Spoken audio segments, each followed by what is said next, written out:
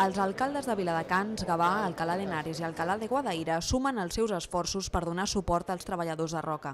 A la sala de plens de l'Ajuntament de Gavà han signat un manifest en què, a més de refusar l'actual ERO, demanen l'estabilitat de la plantilla i la producció a través d'un pla industrial. És una de les demandes que han fet els sindicats, no només una actitud de resistència davant dels llocs de treball, estan demanant quelcom més, estan demanant una opció de futur per a aquesta companyia, de pensar què és el que farà Roca a Catalunya en els propers anys i d'elaborar entre tots una estratègia industrial. Pensem que aquest és el futur, que Roca ha d'estar, la seva responsabilitat social passa per assegurar a Catalunya el paper d'aquesta fàbrica, per assegurar a Catalunya una producció elevada i no deixar a Catalunya amb un paper de magatzem de luxe. Aquí va néixer Roca i el que demanem és aquesta responsabilitat social. Estem passant un moment difícil, però probablement s'han de buscar d'altres formes de col·laborar, de treballar i de solucionar aquestes qüestions.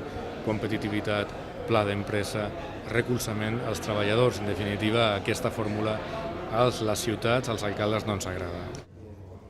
Tots els alcaldes s'han compromès a transmetre el manifest a altres administracions i han demanat responsabilitat social a l'empresa. Creo que lo que Roca tiene de valor no es solamente sus productos, sino también su marca y los valores que transmite.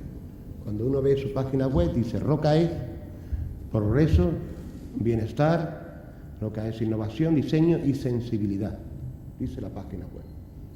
Lo que estamos solicitando los alcaldes en la firma de este manifiesto es sencillamente que haga valer lo que dice Roca, que asuma su responsabilidad y que lleve a cabo los valores que transmite y que la representan como marca. Pero al igual que Alcalá es lo que es gracias a Roca, entre otras, Roca también es hoy lo que es gracias a que muchas generaciones de trabajadores alcalaínos, en mi caso, han dejado su vida, su familia y se han comprometido con el proyecto del que hoy, como decía el alcalde de Alcalá de Guadaira, presume la compañía.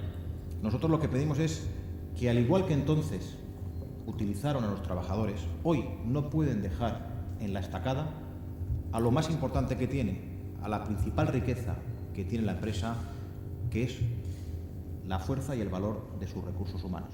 Des de l'anunci de l'aplicació de l'ERO que afecta 713 treballadors, els representants sindicals i l'empresa s'han reunit en 6 ocasions, però de moment encara no s'ha arribat a cap acord.